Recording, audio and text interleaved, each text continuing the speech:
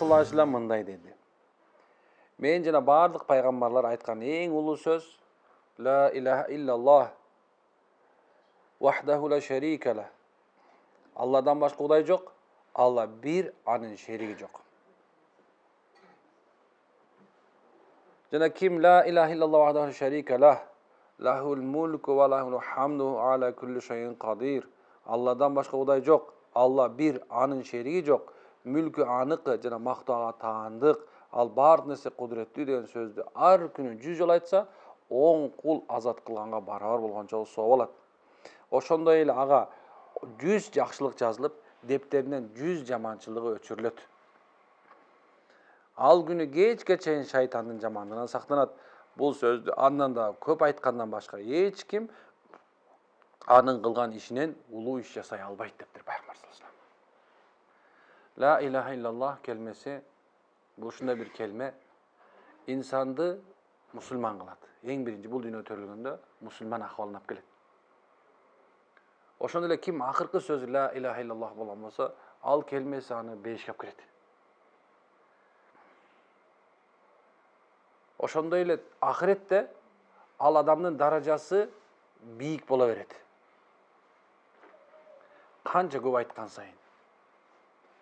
Ошондой эле кимде-ким бул дүйнөдө ошо асман жерден келе турган ушундай бир Аллах жараткан махлуктардын ошонун ичинде жин шайтандан зыян тапкысы келбесе, ошолордон дайыма корголуп тургусу келсе, анда ла илаха иллаллаху вахдаху ла шарика ла, лахул мулку ва лахул хамду ва ху аля кулли шайин кадир деп эртең менен кечинде 100 жолу айтыш керек. Бул келменин акыйкаты кандай? Эмне себептен бул келме ушунча даражага ээ? Эмнекен? Ал жазылган, ошондой эле анын 100 кыл азат кылган сооп бар экен. 100 кул азат кылгандай сооп табат экен. Биринчисине карасаңыз. 100 кул деген кандайсы? Кул. Ал боштондугу жок адам. Анын эч биринде айтканда колдоочусу, коргоочусу жок адамдын көчүшүнүгүндө. Ал бирөөнүн мүлкү. Эми ошондой адамга бирөөнү эле эмес, 100өөнө мындай айткан шанс берген адам сыяктуу экен. Ошону куткарып, ошону азатка чыгарып, ошону сатып алып туруп, бошотуп ийгенче десе, ал мындай айтат. Эмне үчүн дейт? Ушундай. Анткени себеп адамдын жүрөгүн алуу. Же болбосо ошол адамдын көңүлүн алуу ушунчалык даражада экен да. Ушунчалык. Эми ушу келме ла илаха иллаллах. Ушундай экен, субханалла, адамдардын жүрөктөрүн боштондукка чыгарат экен. Кандай десе ла илаха иллаллах, бир Алладан башка сыйынып татып зат жок, болду. Ал жүрөгү бир койуна гана байланат экен. Жүзөөнөн коркпойт экен ал. Жүзөөнө таянбайт экен. Жүзөөнөн сурабайт экен. Ал бирөөнөн гана сурайт экен. Ошол сен адамдын жүрөгү эмне болот экен? Бош болот экен. Ким бир Алладан башка сыйынып татып зат жок дегенден кийин ал уже билет экен да. Ким кожоюн экенин билет, ким кудуреттүү экенин билет экен, ким канчалык экен, кимдин бардык нерсени өзүнүн ордорун билип коет экен.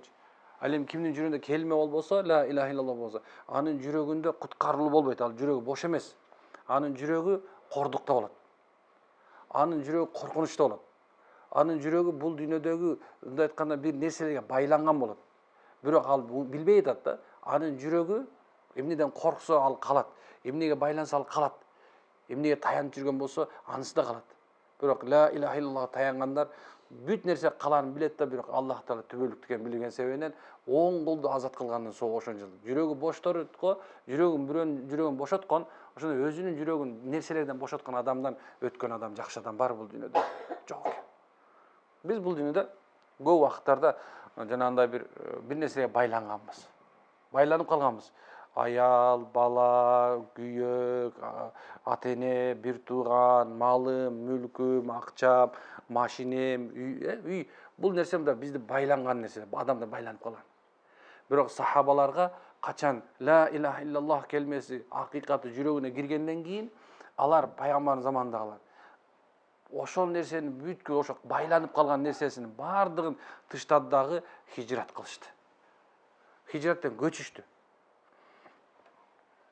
Кимдин жүрөгүнө ла илаха иллаллах келмесине сүйүү пайда болсо, ал үчүн бул дүйнөдөгү нерсенин баары эчине жарабайт. Алар өзүнүн мекенин, жашап турган өзүнүн мекенин ушундай сүйгөн жерин таап жөнөп кетишти. Алардын артта эмнеси калды? Misal alsa, kança jыл үй saldыңız Orman Bayke? 2 жыл салдым. 2 жыл saldыңız. Sizçi? 10 жылга жакын. Siz kança жыл saldыңız Молдоке? 5-6 жыл. Эми мисалы ошого эмне кетти? Убактың кетти. Канча нервиң кетти. Канча ушуну эми ошол жерде жашап калам, бүт нерсең баарын ошол жерде алып калам деген жерде турабы? 10 жыл кетти, 2 жыл кетти, 5 жыл кетти, кээ 20 жыл, кээ ошол нерсеге жетпейди деп болсо экен карасаң. Эми ошол нерсе мындай бир жерге коюп алган нерсесин сахабалар субханалла жүрөгүнөн чыгарды дейт да. Булардын баары убактылуу турбайбы? Бул келме ла илаха иллаллах ушундай келме турбайбы? Ким ушуну кармай турган болсок, Аллахтын жардамы бизге келет экен, бул дүйнө ахиретте бактылуу болуп турбайбыз деп, алар дүйнөсүнүн баарын тыштады дагы, анан хижрат кылып кетишти. Алла өз казынасынан аларды байытты. Дегеним, субханалла, кимдин жүрөгү бош болгон болсо, бул дүйнөнүн нерселерине ахиреттикине толо бай болот. Ким эң кедей десе, кимдин жүрөгүндө ла илаха иллаллах болбосо, ушу келме ла илаха иллаллахка сүйүү мухаббат болбосо, ла илаха иллаллахты күнү айтуудан рахат ала албаса, ал адам эмне экен? Бактысыз экен. Ал адам кедей экен. Ким ла илаха иллаллахты түшүнүп бир Алланын алдына кайтып барат турбаймынбы? Акыртта ошонун алдына баруу бар турбайбы? Ошонун алдына баргандан кийин жооп берет турбаймынбы? Ла илаха иллаллах деген акыйкат туура турбайбы дегенде, ал адам байый баштайт экен. Бай адам деле азыркы заманда миллионер, мультимиллионер болсо делечи, ошону жоготкойдон коркот. Кедей болсо субханалла, ушу өмүр бою кедей болуп каламын деп коркот. Коркунуч бар биздин жүрөгүбүздө, дайыма бар бул нерсечи. Бирок кимдин жүрөгүндө келме ла илаха иллаллах же болсо ушу иман, ишеним бар болгон болсо, ал байлыгы менен бай болот, кедейлиги менен бай болот. Ушу келме адамдын кадыр баркын кетирет.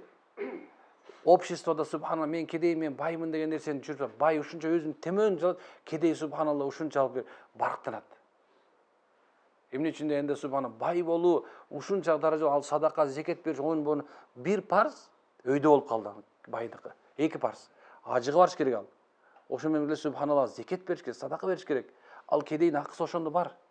Анын мойнуна жүктөлгөн нерсеси көп, ошон корккондон иманы бар адамчы. Кой, байлыгыма садака зекет берейин, ажылык кылайын дейт экен да. Анткени жүрөгүндө иман бар да, ла илаха иллаллах бар. Ал эми кедей болсо субханалла, ошол нерсесине шүгүр айтат экен да. Алхамдулилла.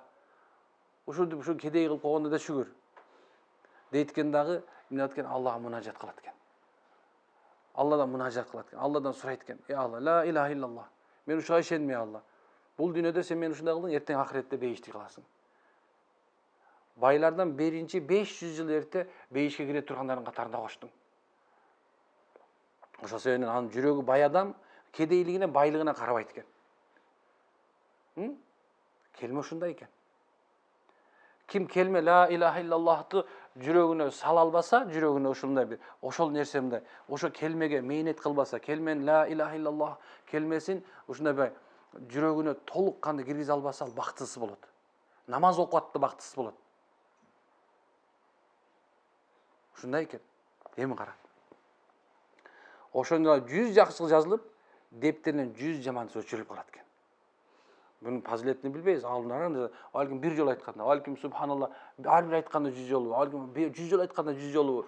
Yok, birok anı günөө muna kança degen günöөгө batıp жүрүң, kança günөө kılıp жүрдүң, kança degen günөөлөрдүн бардыгына баттың, ушундай бир günөөлөрдү кылып атат экенбиз да. Эми билбейт экенсиз, билип билбеген күнөө толтура да турабы? Ошо күнөөлөрдүн кетишине себеп болот экен келме. Пайгамбар саллаллаху алейхи ва саллям айтат го, эң жакшы көчүү дейт, бул күнөөдөн сооптуу ишке көчүү деген. Эң жакшы переворот жашооңдогу, эң жакшы сен өнүп өсүшүң, сен күнөөндү таштап соопко умтулушуң экен. Ал эми эң жаман жашооңдогу өзгөрүү, сен субханалла мындай бир үй бүлөлүк проблемаң эмес. Же болсо субханалла бир мындай ишиңдеги болуп аткан проблема эмес. Жок, субханалла. Соопту иш кылып жүрүп күнөөгө өтүшүң, бул эң чоң зыяндуу көчүш болуп эсептелет. Канчасын билесиң? Канча адамдар субханалла ушундай кылышат. Bir zamanda bir adam ölüm töşeğinde jatatken.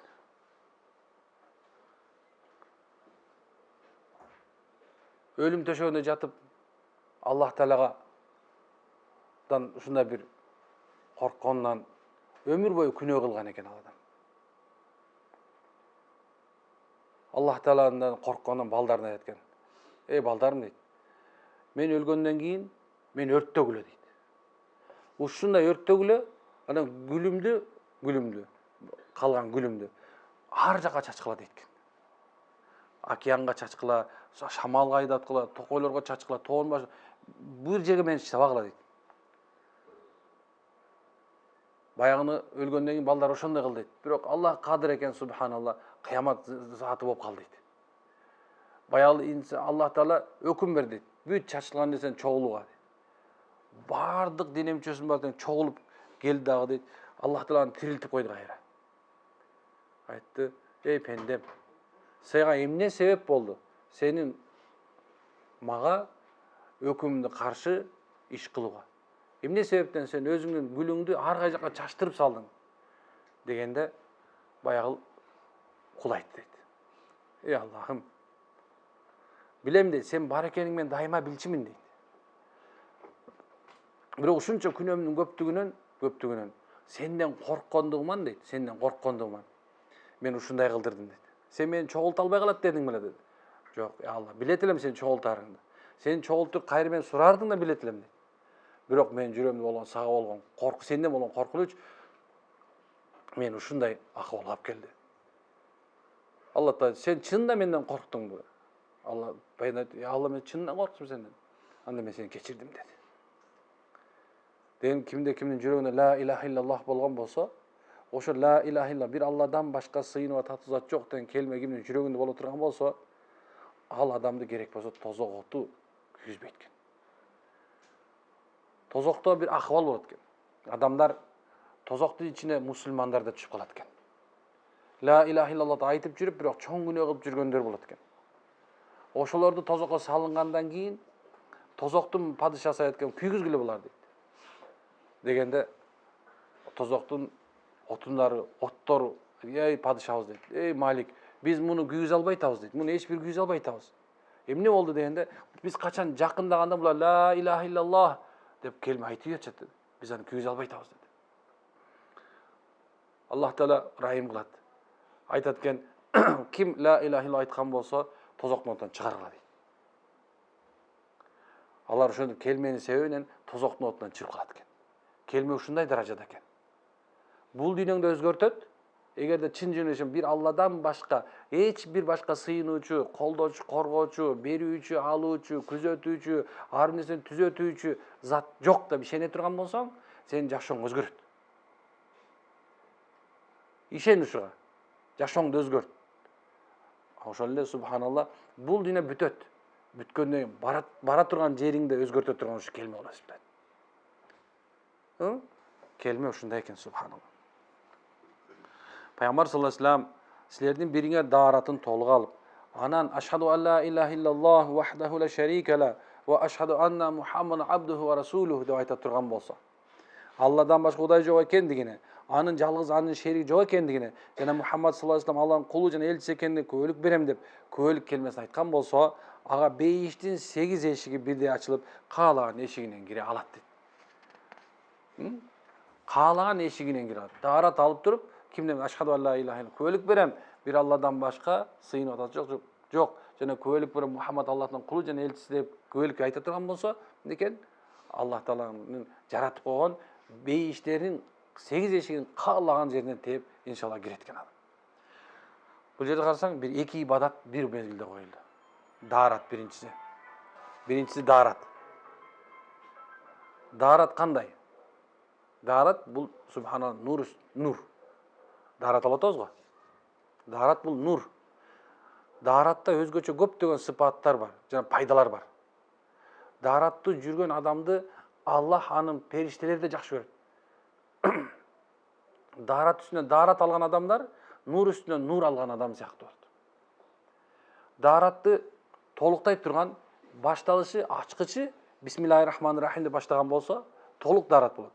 Ал эми кимде-ким ошол дааратын алып турган аркасында келме айткан болсо, ал адамды эмне экен? Ошол ушунча даражада даараты анын бейиштин калган эшине киришке мүмкүнчүлүк берет экен. Биздин мусулмандардын проблемасы ошол эле. Биздин проблема бул дүйнөдө туура жашап өтүш, анан бара турган жерибиз бейиш болуш эле болду. Калган нерсенин баардыгы тең жүрөгүндө кедейлердин эмеси. Жүрөгүндө кедей адам үй үстүнө үй алып атат. Үй үстүнө үй алып атат. Үй үстүнө үй куруп атат. Мал үстүнө мал куруп атат. Акча үстүнө акча кошуп атат. Ошон үчүн жетпейт ал кедей, ал уже жетпейт да кедейге жетпейт эч качан. Тойбойт кедей. Анткени жүрөгү ачка да. Жүрөгү ачка. Ошол себептен субханалла алар силер бай деп ойлобогула дейт алар. Алар бай эмес, алар кедей. Ошол себептен тойбойт. Ошол себептен проблема ошон үчүн сахар болот. Сахарный диабет болот. Ошон үчүн инсульт, инфаркт болот. Субханалла. Эмне үчүн ал кедей да. Болбосо инсанга күнү эртең менен бир кружка, түштө бир кружка, түштөн кийин кечинде жатар бир кружка тамак эле жетет. Кийип турган кийимдерди элестетип турган болсоңор, эң арты 10 жыл мурун кийип жүргөнсүңөр ушуну. 10-20 жыл мурун кийип жүргөнсүңөр даже керек болсо, субханалла. Ошондой нерсе 20 жылдык кийим деле жарай берет керек болсочу. Бирок кедейлер эч качан тойбойт. Ким кедей десе, кимдин жүрөгү ток эмес болсо ошол кедей болот. Жүрөгүңөр тойгузгула. Келмени көп айткыла. Ла илаха иллаллах, Мухаммаdur Расулуллах келмесин көп айтыңыздар. Нур үстүнө нур кылып дарат алыңыздар, машалла. Келме ушундай нерсе. Келме айды жүрөгүнүн акыйкатына кирбеген адамдар качан ага байлык берилип туруп анан кийин кичине бир жолдор ачылбай, ошондой бир кыйынчылык болуп кала турган болсо, ал кедей ошондой бир өзүнүн ким экенин, оорукчан экенин билгизип коет экен. Оорукчандар, субханалла, бүгүн бай болуп эртең кедей иши жүрүшпөй кала турган болсо, ишим жүрүшпөй калды деп чуркайт экен да. Эмне үчүн? Анткени себеп субханалла жүрөгү кедей аны. Жүрөгү ток эмес аны, субханалла. Жүрөгү алсыз. Субханалла. Жүрөктөрүңөр тойгузгула. Келме ла илаха иллаллах менен тойгузгула. Анткени себеп ушунчалык сөз ушундай кадыр баркы ушунчалык чоң. Ибрахим деген алейхиссалам пайгамбар өткөн. Ибрахим алейхиссалам бай адам эле. Анын малы ушундай бир 4 түлүк малы 4 тарапта ушундай бир жайылып турат эле да. Аныкындай мал болбос тура балким бизде, кээ бирлер байларда жок болуш керек. Ошол менен бирге эле кара. Бир күнү Ибрахим алейхиссаламга пайгамбар боло элегинде эмне келди? Бир эки адам мусафир келди.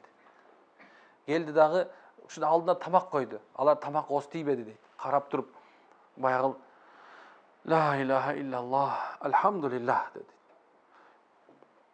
İbrahim aleyhisselam ушул сөз ушунча жакты. Кайталап койчу dedi. Баягы айтты, жок, кайталабайм. Малымдын жартысын берейин, калды кайталап койчу dedi.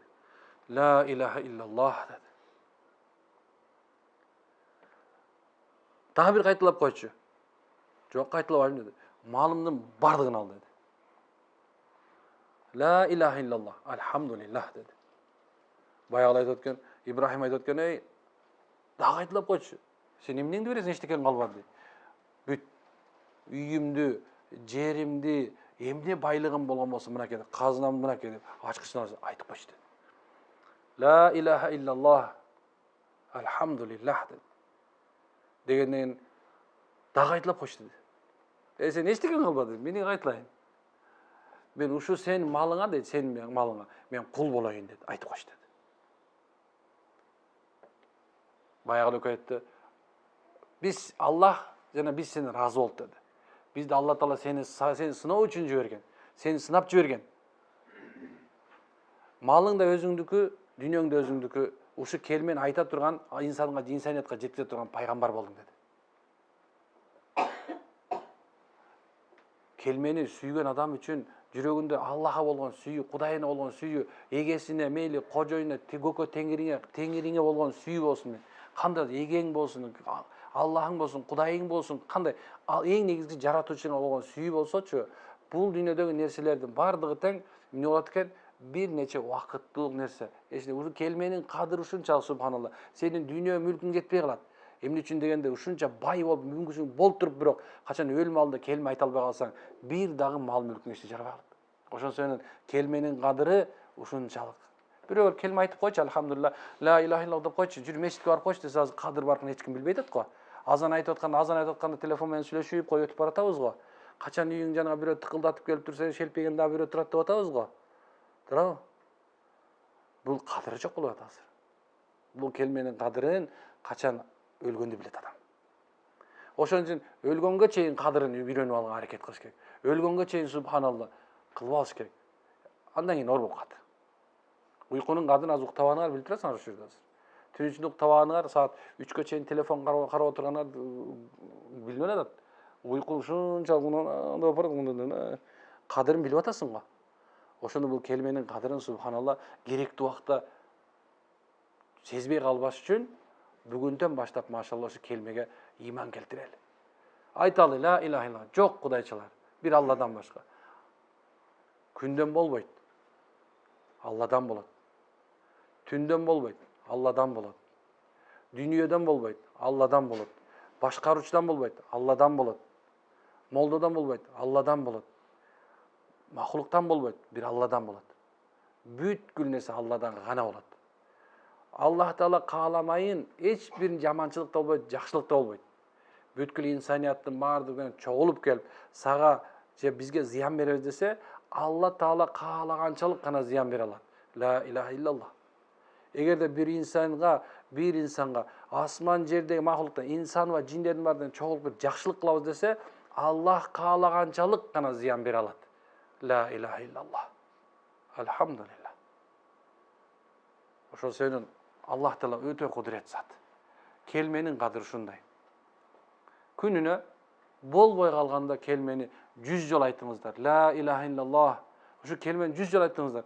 Кээ бир алымдар айтат, жүрөгү бир жолу ла иляха илlallah дейт. Ла иляха илlallah келмесине ушундай көңүл бургула, ушундай жеп аткан тамагыңа, уйкуңа кандай көңүл бургандай, суусасаң кандай чаңкып атканда сууга кандай көңүл бургандай. Сүйсөң, кандай сүйгөнүңө мамиле кылгандай мамиле кылыш керек. Мына ошондо анан келменин акыйкаты жүрөгүңө кирет, машалла.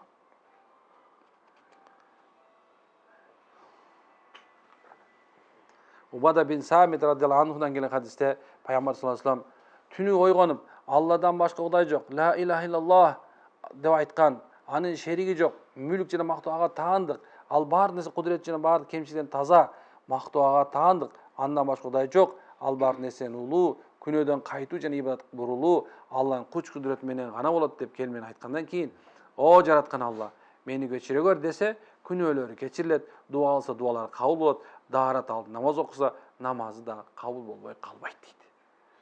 Келме ушундай экен. Түн ичинде турдуң.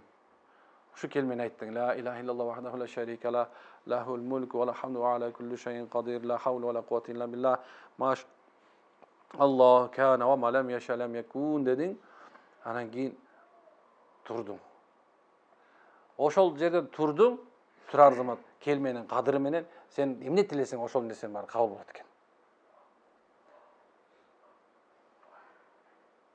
Мен бир окуяны айтып берген болушум керек.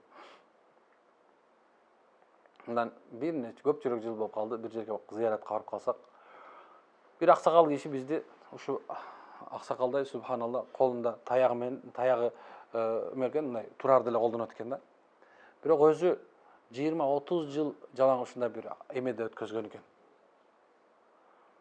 Погран войскада служба кылдырган экен. Өзү ушундай бир чоң эме. Анан бир күн эле жатып калыптыр. Кечине жатып эртең турбай калыптыр, ошол эле заставасында. Советтер Союзунун убагында бүт нерсенин баардыгына салып, Москвага чейин апарып, профессор болуп, бирөө да жылдыра албаптыр. Бул нервный паралич деп коюптур, бүт эч ким айыктыра албайт.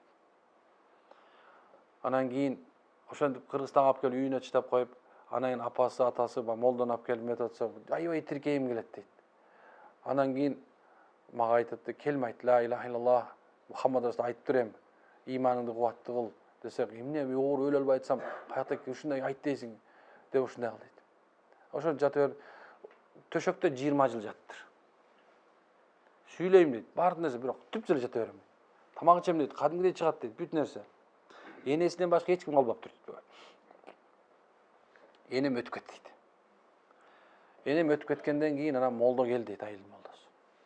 Келип мени карап, эми сабыр кылыңыз эми. Сизге кызмат кыла турган киши эме болуп калды эми, бирок эми Кудайдан башка сизди ким колдонмок эле. Келме айтыңыз, ла иляха илlallah, бир Алладан башка Кудай жок деп айтыңыз. Аллахта ушу көп келме айтыңыз. Жатып алып намаз окуй бериңиз дептир. ушундай эме кылдым дейт.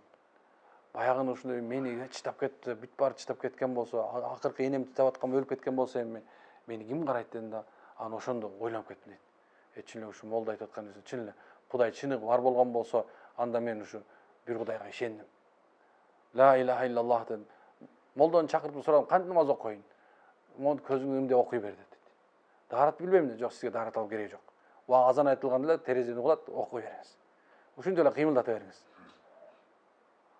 Анан бир сире көрсөтүп берип кетип калат. Ошентип күнүгө келме ла илаха иллаллах айта бердим дейт. Ла илаха иллаллах келмени айта бердим. Сага калып дейт балам дейт. Мага чын. Мен айттым, жок, сиз айткан нерсе мага бардыгы чындык деп. Анан ошентип бир күнү ушундай бир ойгонуп кеттим дейт эртең менен. Оозум кыбырап атты, көрсө келме айтып атыптырмын дейт. Анан кийин мындай эмнеди билбейм дейт. Оодарлам деп эле мындай башым мынтип эле шыктып эле башым бурулуп калды. Башы бурулбай калган, түп-түз жаткан киши. Ойлонуп коркуп кеттим дейт. Башым мен бияка карап калам мен. Таптакыр каным албай калды. Ошондо бир нече убакыт жаттым, бир мезгилден анан кийин мынтип что-то эмне болот деп мындай бутум башым мынтсем сездим дейт да, бутум башым мынтип кыймылдап атты. Өзү айтып берет бизге. Анан ошентип эле субханалла, анан тиземди эметип көрдүм дейт. Ошондо анан колумду кыймылдатып көрдүм. Ошондо кечке чейин денемдин кыймылдаганына ишенип жата бердим. Уламы ла илаха иллаллах, ла илаха иллаллах деп коем дейт. Ла илаха иллаллах, ла илаха иллаллах деп коем. Болду. Сөзүм ушул. Азан айтканда көзүмөн илеп коем дейт. Колумду кыймылдаткан коркот дейт. Бирок бүт денем кыймылдат. Анан кийин ушинтип да коем. Болбоду. Турайынчы дедим да. Ушинтип эптеп атып эметип турдум дейт. Турганда ушундай керебетке отурдум дейт. Коркконуман субхана мынтип туруп көрөйүн деп турдум дейт. 20 жыл жаткандан башым айланып кетти дейт. Анан басканда кандай басат экен дейсиздер? Бир бутунан бир мындан басат экен. Таман тапан. Ушундай басышат экен. Анан биз зияратка барсак, мен да силерди зияратка апарамын жүргүлө.